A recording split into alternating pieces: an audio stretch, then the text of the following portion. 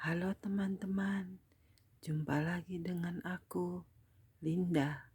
Kita lanjut ke bab 2 ya.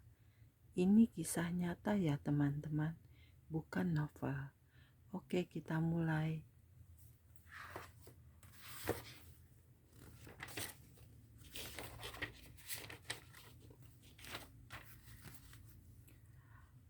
Bab 2, kaki kiri alam maut. Bau busuk yang hebat memenuhi udara. Yesus berkata kepadaku, di kaki kiri alam maut terdapat banyak lubang. Terowongan ini bercabang ke bagian lain dari alam maut. Tapi pertama-tama kita akan melewatkan beberapa waktu di kaki kiri dulu.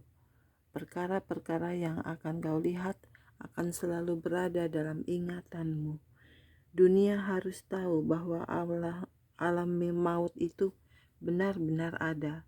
Banyak orang-orang berdosa dan bahkan beberapa umatku tidak percaya bahwa alam maut itu benar-benar ada. Engkau sudah kupilih untuk menyatakan kebenaran ini pada mereka.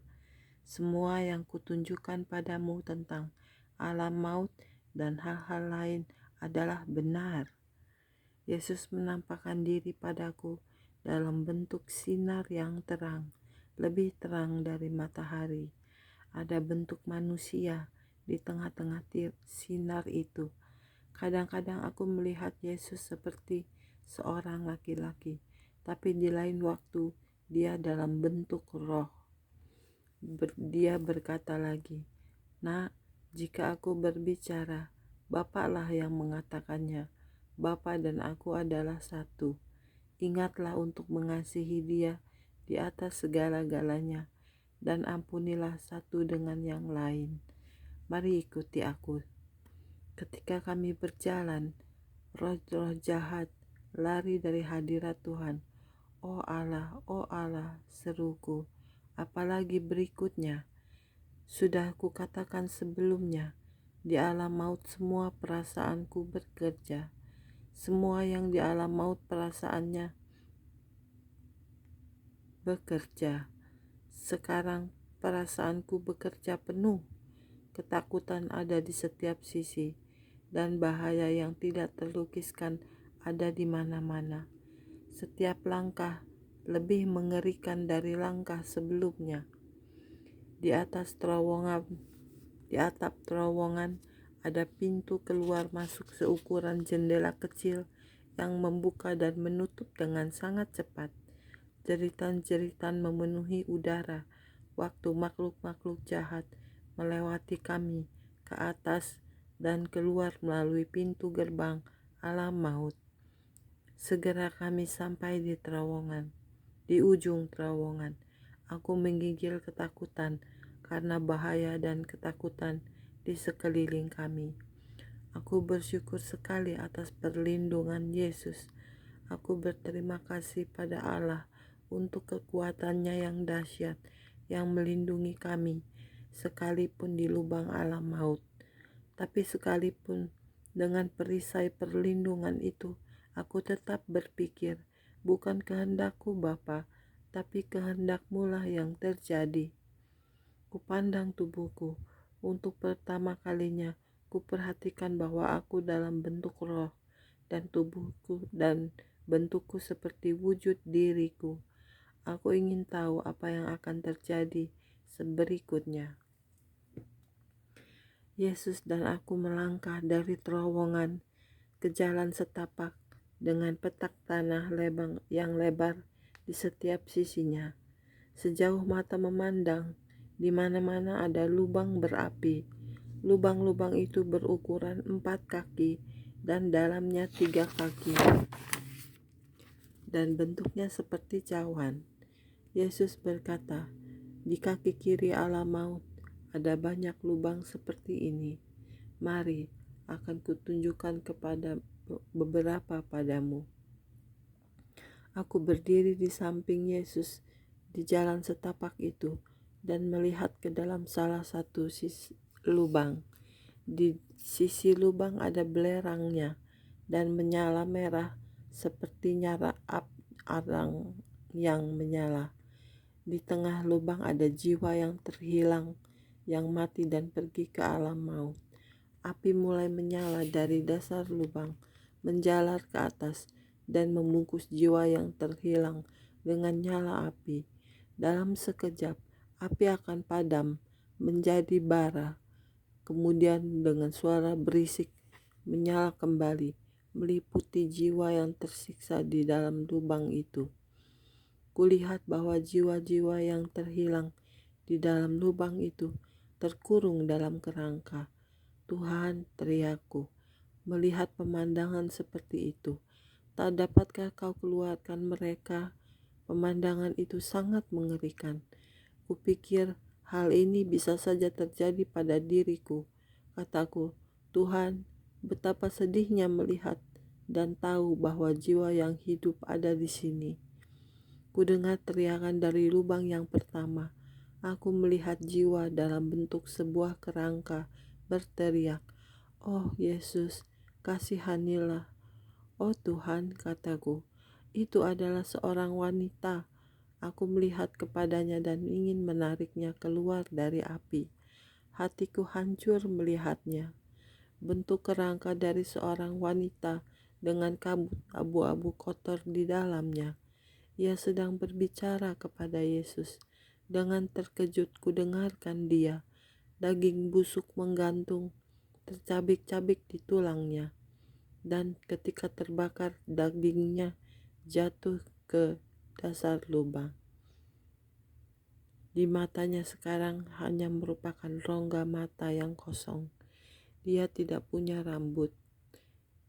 Api mulai dari kakinya sebagai nyala yang kecil dan jadi besar seketika, merambat ke atas dan meliputi tubuhnya. Wanita itu rupanya terbakar terus, sekalipun apinya hanya berupa bara. Dalam hatinya yang terdalam, keluar erangan dan tangisan putus asa. "Tuhan, Tuhan, aku ingin keluar dari sini." Dia terus mengulurkan tangannya kepada Yesus. Kupandang Yesus, wajahnya sangat berduka. Yesus berkata kepadaku, "Anakku, kau berada di sini bersamaku untuk memberitahu dunia bahwa dosa mengakibatkan maut, bahwa alam maut itu nyata." Kupandang wanita itu lagi, dan cacing-cacing merayap keluar dari tulang kerangkanya. Mereka tidak rusak oleh api. Yesus berkata, dia tahu dan merasa cacing-cacing itu di dalamnya. "Tuhan, kasihanilah." Aku menjerit ketika api mencapai puncaknya dan pembakaran yang mengerikan itu dimulai lagi. Tangisan yang hebat dan dalam mengguncang sosok dari jiwa wanita ini. Dia terhilang, tidak ada jalan keluar. "Yesus, kenapa dia ada di sini?" Aku bertanya dengan suara lemah karena aku takut sekali. Yesus berkata, "Mari." Jalan setapak yang kami lalui adalah jalan yang memutar, berbelok-belok ke dalam dan keluar di antara lubang-lubang api. Tangisan-tangisan mereka bercampur dengan erangan dan jeritan-jeritan yang seram masuk ke dalam kupingku dari semua jurusan. Tak ada waktu untuk tenang di alam maut. Bau kematian dan daging yang membusuk terasa sekali di udara. Kami datang ke lubang berikutnya. Di dalam lubang ini, yang mempunyai ukuran yang sama dengan yang lain, ada sosok kerangka lain. Suara laki-laki menjerit dari lubang berkata, "Tuhan, kasihanilah aku." Hanya kalau mereka berbicara, aku bisa mengatakan apakah jiwa itu laki-laki atau perempuan. Raungan sedu sedan yang hebat datang dari laki-laki ini. "Aku menyesal, Yesus.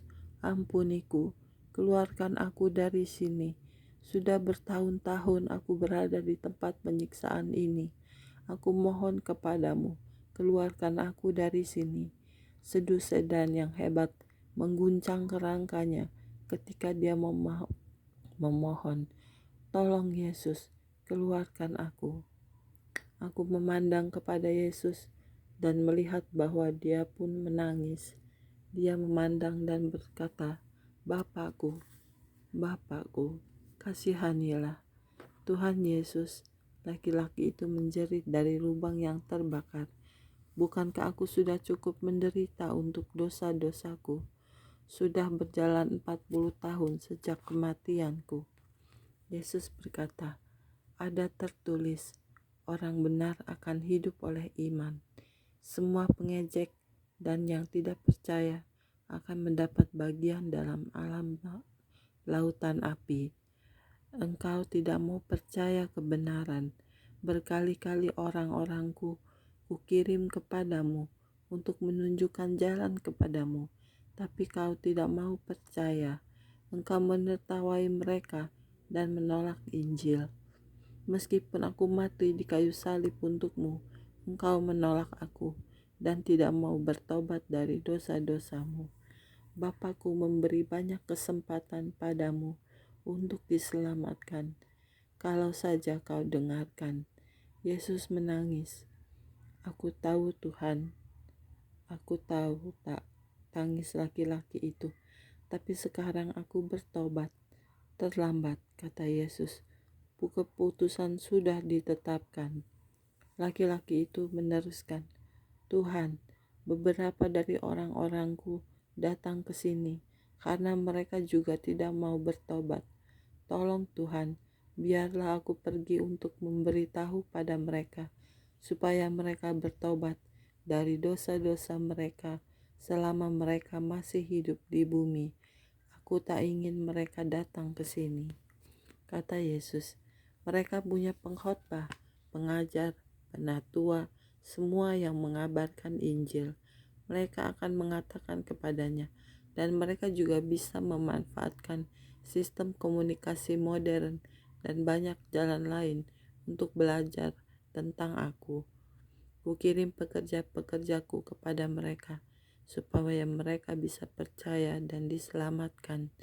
Jika mereka tidak percaya, waktu diberitakan Injil, mereka juga tidak akan diyakinkan, sekalipun oleh orang yang bangkit dari kematiannya. Meskipun begitu, orang itu menjadi marah, sangat marah, dan mulai mengutuk. Kata-kata jahat dan hujat keluar daripadanya. Kupandang dengan ngeri ketika nyala api naik ke atas dan dagingnya yang mati dan busuk itu mulai terbakar dan berjatuhan. Di dalam kerangka mati dari laki-laki ini, kulihat jiwanya terlihat seperti kabut abu-abu kotor yang memenuhi kerangkanya. Aku menoleh kepada Yesus dan berkata, Tuhan, betapa mengerikannya.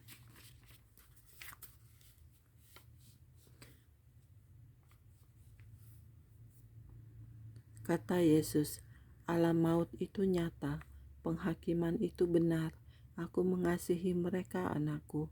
Ini baru permulaan dari perkara-perkara yang menakutkan yang harus kutunjukkan kepadamu. Berikutnya akan jauh lebih banyak lagi. Ceritakan pada dunia untukku bahwa alam maut itu nyata dan bahwa laki-laki dan perempuan harus bertobat dari dosa-dosa mereka. Mari ikut aku. Kita harus jalan terus.